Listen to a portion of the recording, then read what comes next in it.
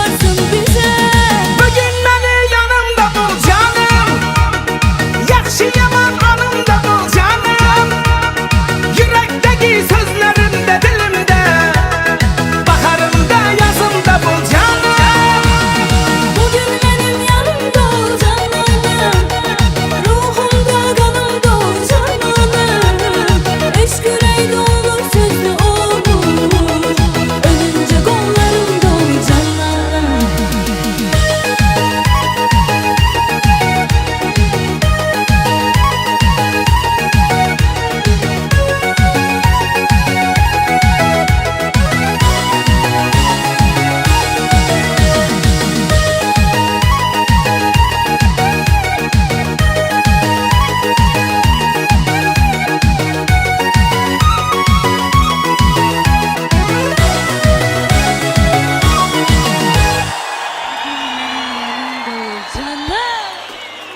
Yaxşı yaman yanımda ol canım.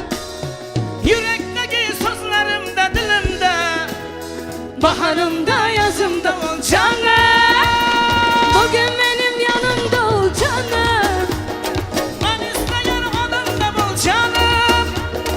Yürekteki sözlerimde dilimde, Baharımda yazımda ol canım. hey! Teşekkür ederim. Çok sağ olun.